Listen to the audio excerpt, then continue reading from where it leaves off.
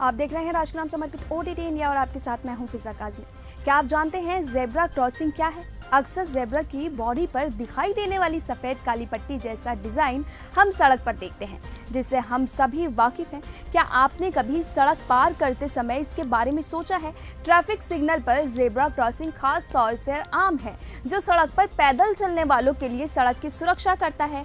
सरकार द्वारा सड़कों पर जेब्रा क्रॉसिंग बनाए जाते हैं ताकि शहरों में अधिकतर लोग आसानी से सड़क पार कर सकें।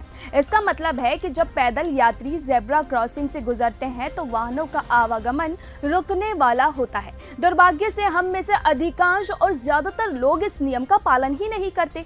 जेब्रा क्रॉसिंग की शुरुआत 31 अक्टूबर 1951 की हुई थी, जब ब्रिटेन में युद्ध हुआ था। उसके बाद सड़क पर हादसों की संख्या बढ़ रही थी। हालांकि इस समय लोगों के पास ज्यादा वाहन नहीं थे, लेकिन ट्रैफिक बढ़ने से राहगीरों का सड़क पर चलना और भी मुश्किल हो गया था। इसलिए ताकि और कोई दुर्घटनाएं ना हो और पैदल चलने वालों को हादसे का डर ना सताए, इस वजह से जेब्रा क्रॉसिंग शुरुआत की गई थी। 1940 के दशक के अंत में यूके के आसपास 1000 से ज्यादा स्थानों पर विभिन्न सड़क संकेतों के साथ प्रयोग किए गए थे। जेब्रा क्रॉसिंग का इस्तेमाल पहली बार 1949 में यूनाइटेड किंगडम में 1000 प्रायोगिक स्थलों पर किया गया था। इनमें से एक पैटर्न बहुत कारगर साबित हुआ, जिसमें काली और सफेद धारियां थी, जिससे हम सभी परिचित हैं। काली, सफेद और ये सड़क पर जो पट्टियां होती हैं उसको जेब्रा क्रॉसिंग नाम दिया गया था।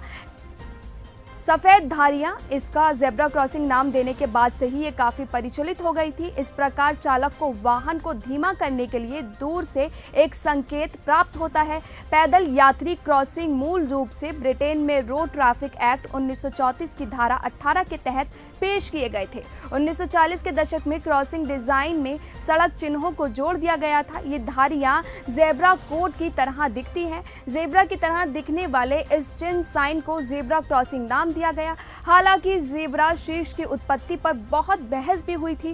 ब्रिटिश सांसद जेम्स कैलाघन के सुरक्षित पैदल यात्री क्रॉसिंग के लिए एक नए विचार पर काम करते हुए 1948 में देश के परिवहन और सड़क अनुसंधान प्रयोगशाला का दौरा किया। फिर उन्हें एक ब्लैक एंड व्हाइट डिजाइन दिखाया गया, जो उन्हें काफी ज्यादा पसंद भी आया। आमतौर पर जेब्रा क्रॉसिंग के लिए सड़कों पर काली और सफेद धारियां पेंट की जाती हैं। कई सड़कों पर जेब्रा क्रॉसिंग को स्पीड बम्प पर भी रखा गया है, जो पैदल चलने वालों की सुरक्षा के लिए किया जाता है, क्योंकि स्पीड बम्प पर जाने के लिए ड्राइवरों को धीमा करना पड़ता है। इसलिए यदि चालक को दूर से जेब्रा क्रॉसिंग नहीं दिखाई देता तो भी वो वाहन को तेज गति से धीमा करने से दुर्घटना होने की संभावना कम हो जाती है। जेब्रा क्रॉसिंग की लाइन आमतौर पर रोड मार्किंग मशीन द्वारा बनाई जाती है, क्योंकि क्रॉसिंग लाइनों की चौड़ाई अन्य ट्रैफिक लाइनों की तुलना में अधिक चौड़ी होती है। इस मशीन को हाथ से धक्का दिया जाता है। जेब्रा क्रॉस के आगे और पीछे की सड़कों पर अक्सर रोशनी पाई जाती है, तो वाहन जान जाते हैं कि रात में जेब्रा क्रॉसिंग और स्पीड ब्रेकर कहाँ हैं। ट्रैफिक सिग्नल के साथ जेब्रा क्रॉसिंग के लिए भी भारत में कई नियम हैं। हालांकि ये बात अलग है कि इन नियमों के बारे में बहुत कम लोग ही जानते हैं।